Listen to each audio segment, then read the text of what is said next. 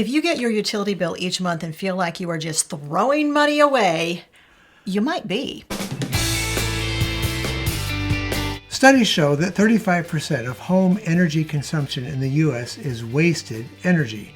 That's energy you're paying for, but it isn't doing you any good. If you don't know us, I'm Hope. And I'm Larry. This is Under the Meeting, where every week we talk about practical frugality. Let's talk about how to stop wasting money and energy. Tip number 1, avoid the phantom menace. No, not that one. Phantom power, of course, is any device that you have plugged in that uses a remote control, that has an LED light on it. Anything that's plugged in that uses some amount of electricity 24 hours a day is using what we call phantom energy. While it's using that energy, it isn't really doing you any good. So how much money can you possibly be wasting on this thing called phantom power? Well, experts tell us it's somewhere between 5 and 10% of your monthly electric bill. What can you do to eliminate the usage of phantom power? One of the things that we do is we either unplug the items that use energy that we don't need, or we hook them up through a power strip. It's much easier to shut an item off if it's plugged in to a power strip. Now, there are conventional power strips that just have a basic on-off switch, but there's a new thing. There's a new kid on the block, guys, called smart power strips, and they can do a lot more. They can sense when it's using some of that standby power, or phantom power as we called it. It's also called vampire power.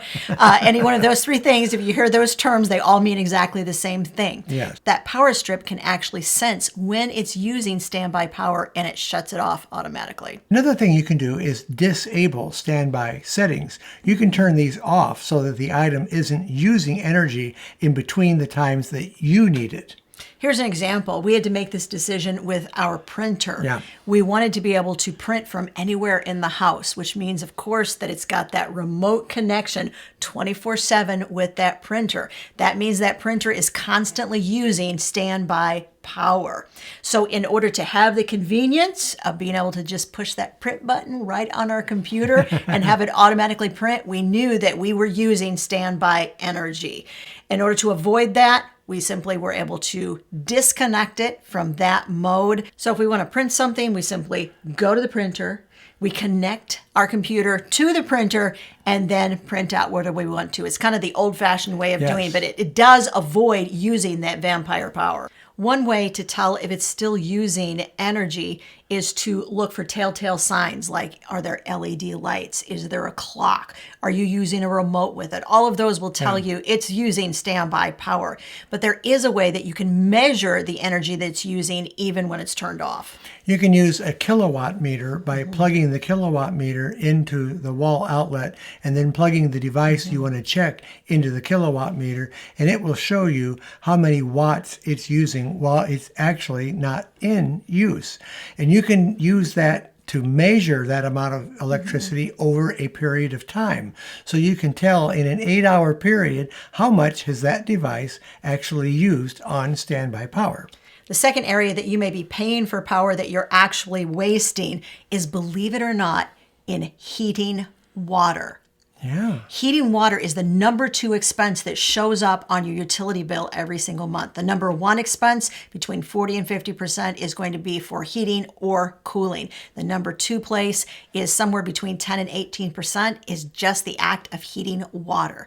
Look at your water heater, and there should be a setting on it which allows you to lower the temperature. The standard factory setting for a water heater is 140 degrees, but it is in general safe to lower that down to 120 degrees. Lowering the temperature to 120 degrees can not only save you energy, but it can keep you from scalding your body on super hot water when you're trying to take a shower or do dishes. When you look at your hot water heater, there may not be a setting that says 140 degrees, 120 degrees. Probably it may not. say something else. It may say A, B, C, D, E, F. It may say low, medium, high. Turn it down to the next lowest setting. Then you want to just check and see how hot that water is that's coming out of the tap. Real simple way to do that. pick one tap, run the hot water for 30 seconds. This is going to get any of the cooled or cold water out of that line. Yeah. Once it starts running warm, you're going to put it into some sort of a container, just a glass will do. Then you're going to take a thermometer, a kitchen thermometer, not a body thermometer, a kitchen thermometer into it and see what temperature it goes up to. That's one of the easiest ways to check it. The reason that you want to use a kitchen thermometer is that it has higher temperature ratings on it than a regular thermometer does. And that way you can get a more accurate reading as to what the temperature of that water is coming out of your hot water tap. Just make sure you let the tap run long enough that it's really hot water that's coming out of that tap. How much can you save? That's the big question. Yes. Experts tell us somewhere between 6 and 10% just by the simple act of lowering it from 140 to 120 degrees. These, of course, are just a few of the ways that you can lower your home energy usage. If you'd like a list of 20 different ways that you can lower your energy usage throughout your home, you need our free home energy savings checklist. There'll be a link to it, guys, in the description of the video. Do us a favor. If you're enjoying this video and getting quite a bit out of it, hit the like button. And if you haven't subscribed, subscribe. Tip number 3, give your AC a boost. This, of course, super important in the summer. You want to make sure that there is nothing sitting in front of those vents that cold air is coming out of. This just happened to us. Our son had placed some sort of a plastic container. He put some sweaters and things like that and just shoved it underneath of his dresser, and it was blocking it. I walked in his room like, why is it so hot in here? I said, move that. You're blocking all the cold air from coming out of the vent. So make sure there's nothing in front of it. Another thing you can do is place a fan near that vent so that brings that air out and circulates it even more into the room that you want to cool down. And speaking of fans, usage of fans throughout your house statistically mean that you can raise your AC temperature up to 4 degrees with no noticeable loss of comfort. We do this all the time. We keep our AC at 78 degrees during the summer. We use fans throughout the house.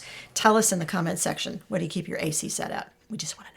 If you have a dishwasher, use it efficiently. Now, Hope and I don't own a dishwasher. We wash all of our dishes, but we feel that many of you have a dishwasher. You want to make sure that you're running full loads. And when you're loading the dishwasher, load it efficiently. You don't want any dishes that are right up against those jets because it won't let the water efficiently go through the whole dishwasher. And what this means is that you'll wind up having to double wash things in order to get it clean. And to keep you from double washing, you don't have to pre-rinse your dishes like you used to with the old dishwashers. Just insert them in there in a way that the water will get to them clearly. Let it air dry instead of heat dry. That's always a great thing to do. And make sure that you are running your dishwasher on off-peak hours. Some energy companies are still offering this. Ours is not. You have to sign up to a specific program in order to get off-peak hours. However, if you do have certain days of the week or certain times of the day that you are being charged less for energy, that is the time to run your dishwasher. Speaking of washing things, you also want to wash your laundry very efficiently.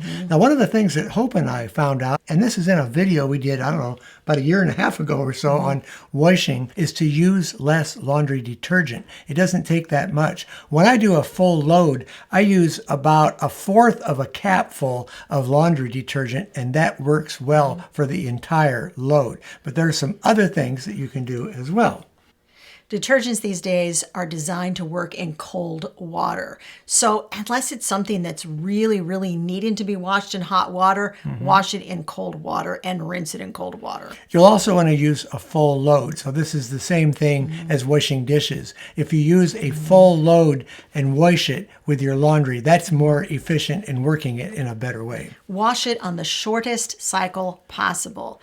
It generally has 2 or 3 different settings where it'll be really short cycle for maybe some delicates, and then you have a moderate cycle, and then a really long cycle of stuff really is dirty and needs to be washed a lot longer. A lot of people default to that longest setting, feeling like you really need to get that agitation going to get everything clean. No. It's not designed to work that way. You can use the shorter cycles unless you have super dirty laundry. It'll work just fine. The other adjustment you want to look at is your spin setting. The spin is what gets all of the water out of those clothes when it's done washing it. You want to make sure it's spinning plenty fast to get all the water out that you can. That way it doesn't take as long to dry it, especially if you're using a gas or electric dryer to dry your clothes. Larry mentioned that we had done an entire video on this. It was how to cut your laundry costs in half. I'm going to make sure, guys, that video, I'll link it up above and also put it in the description of this video. Moving on with clothing. We've washed them and now, of course, we have to dry them efficiently. Yeah. The least expensive way to dry them, of course, is to air dry them. Hang them up on hangers around your house. Do whatever you need to hang them up inside. Or you can, of course, hang them outside on a line. But some people can't do that. So if you can't, here are some tips on using your electric dryer or your gas dryer efficiently so that you're saving money.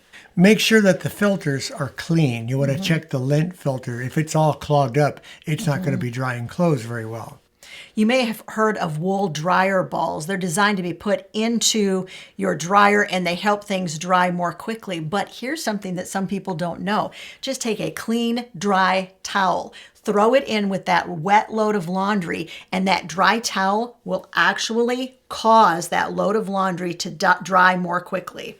You don't have to wait for the dryer to stop. If you know about how long it's going to run, or maybe it says so on a timed function, stop it 15 minutes before it's complete, and probably most of the clothes in there, if not all of them, will be completely dry, so you can take them out and save it running that amount of time.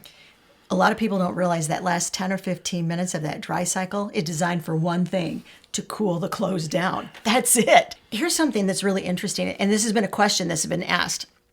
Is it more energy efficient to use the sensor function on your dryer or to use the timed function? The answer is the sensor function. The sensor function will sense when the clothing is dry and it will shut down. But if you put it on that timer function, it's going to keep on going until that timer runs out. Right. The seventh area we'll work on is the thermostat. If you have a programmable thermostat, you'll want to use that, of course. But the main thing that will save you a lot of money is leave the thermostat off as much as you can. Wait for the last possible moment in the summertime to turn it on. And same for fall into winter. If you can delay that a little bit, that will help you save some money right off the get-go.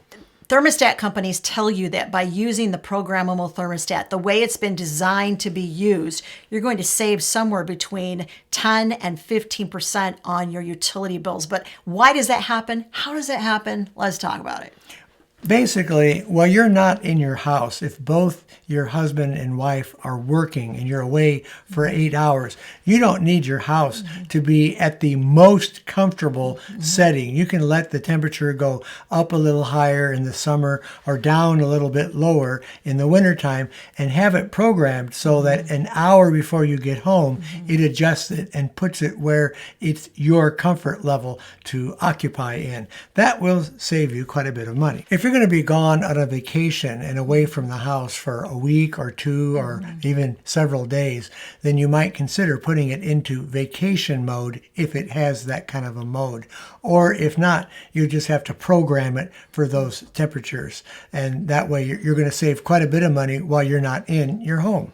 Let's talk about some of the advanced features on some of the newest smart thermostats. And what I want to know, guys, in the comments section, do you find these to be quite interesting or do you find them to be slightly creepy? You ready? Here we go. This one I'll have to admit I haven't heard of, but I understand the concept. It's called geofencing.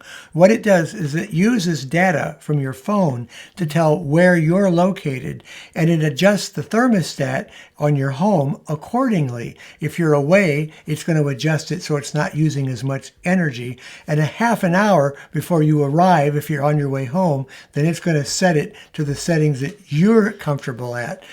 That's kind of weird in a way because it's doing a little thinking for you, but still, it's just using data from your phone in order to accomplish that. Here's the second one, weather adaptations.